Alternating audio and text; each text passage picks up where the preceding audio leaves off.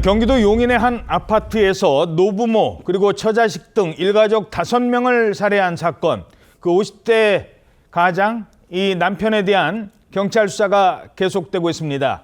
이 남성 사업 실패로 가족들이 빚을 떠안을까 봐 그래서 범행을 저질렀다 이렇게 주장은 하고 있는데, 그렇다고 부모를 그런데 수사 과정에서 이 50대 남성 아주 치밀하게 범행을 계획해온 것으로 그런 정황이 드러났어요. 네, 그렇습니다. 이 피의자인 남편의 진술에 따르면요, 14일 밤에 약물을 이용해서 가족을 재운 뒤에 범행을 하고 15일 새벽 1시쯤에 곧장 차를 몰고 광주에 있는 본인의 거주지로 이동했다라고 진술을 했습니다.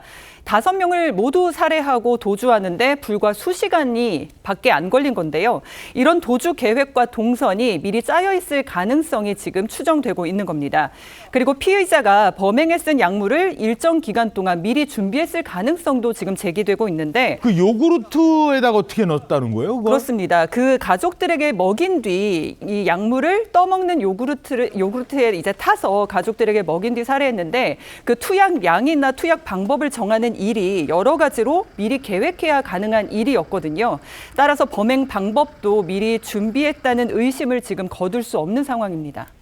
아니, 부모님을 숨지게 하고 아내를 살해하고 자녀들까지 살해하고 일가족 5명을 살해한 사람, 이 정도 되면 이거 신상 공개해야 되는데 왜 아직까지 얘기가 없는 겁니까? 일단 경찰이 신상 공개를 안 하기로 일단 잠정 결정을 내렸습니다. 그 이유는 이 사망한 피해자들의 다른 유족이 원하지 않기 때문이라고 합니다. 그러니까 사망한 피해자들 같은 경우에도 이제 다 가족 관계긴 하지만은 또 그들의 형제 자매도 있고 가족들이 있는데 이 사람들이 지금 원하지 않는다는 것이죠. 그리고 또 하나가 이제 남은 가족들에 대해서 또 2차 피해가 발생할 우려가 있다.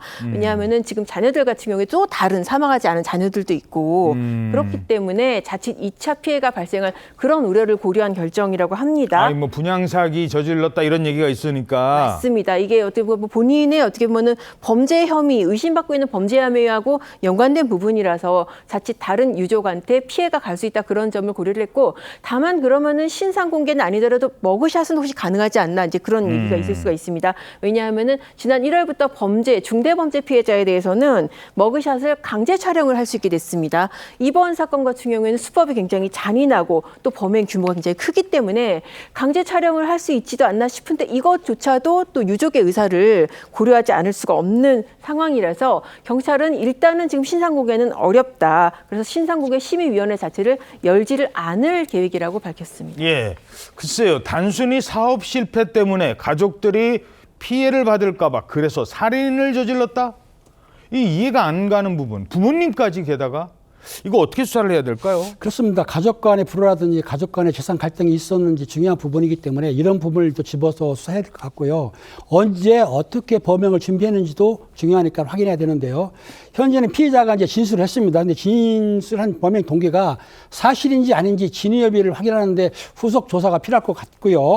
경찰은 이제 프로파일러를 동원해가지고 범죄 심리라든지 경향 등을 이제 분석하고 있는데, 이번에 투입한 프로파일러는 그 연쇄살인범 강호순 아시죠? 이춘 이제 담당했던 프로파일러가 아마 담당하는 것 같습니다. 그리고 경찰은 조사를 마치는 대로 이번 주 초에 검찰에 구속 송치할 예정이라고 합니다.